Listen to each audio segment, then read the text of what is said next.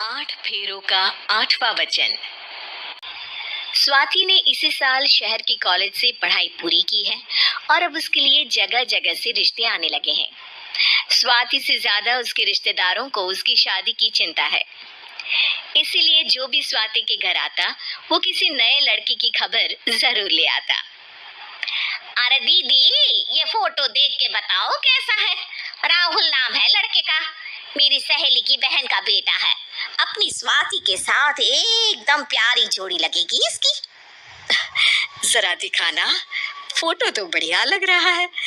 कोई गलत आदत वादत तो नहीं है ना इसे? और कमाता कितना है? अरे कोई गलत आदत नहीं है दीदी, आप कहो तो एक मीटिंग करवा देती हूँ, फिर सब कुछ फाइनल कर लेना। हाँ हाँ, ये सही कह रही हो तुम। संडे को स्वाति के पापा भी घर पे ही रहेंगे। बुआ फिर वहां से चली जाती है और रात को स्वाति की माँ उससे कहती है, स्वाति बेटा, आज कमला बुआ ने एक लड़के की फोटो दिखाई है। संडे को वो लोग मिलने आ रहे हैं, तैयार हो ना तुम बेटा।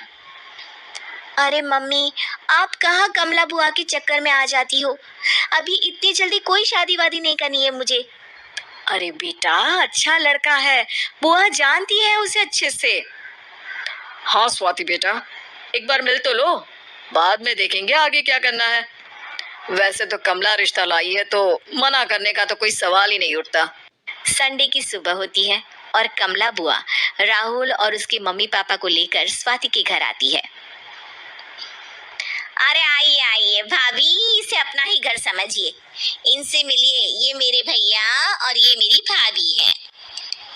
नमस्ते भाभी जी, ये है हमारा लड़का राहुल, सरकारी नौकरी की तैयारी कर रहा है ये। वैसे आपकी बेटी कहाँ है? अरे स्वाति बेटा, बाहर आ जाओ। वैसे कितनी पढ़ाई की है स्वाति ने? जी, पोस्ट ग्रेजुएट है हमारी बेटी साइंस में।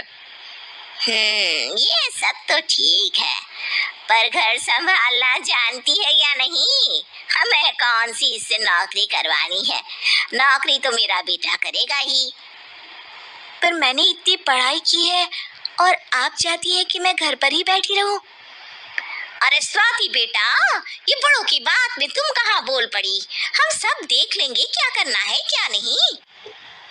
हम तो इसी बात में विश्वास करते हैं कि घर के लड़कियां घर में ही रहे तो ज्यादा अच्छा रहता है। वरना भाई साहब, आप तो आजकल के हाल जानते ही हैं, कितनी घटनाएं होने लगी हैं औरतों के खिलाफ। स्वाति बेटा, रसोई का काम तो पूरा जानती हो ना? शादी के बाद तुम्हें ही संभालना है वो सब। अरे बहुत अच्छा खाना बनाती है ये, आप सब लोग इसकी तारीफ करते नहीं थकेंगे।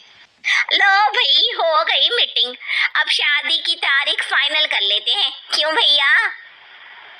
भाई, हम तो पंडित जी से चर्चा करने के बाद ही तारीख फाइनल करेंगे। सालों से हम उनकी बातें मानते हुए आ रहे हैं। लड़के वाले और कमला बुआ की बातें सुनकर स्वाति एकदम नाराज हो जाती है और उसे लगने लगता है कि शादी के बाद उसे घर पर ही बैठना पड़ेगा।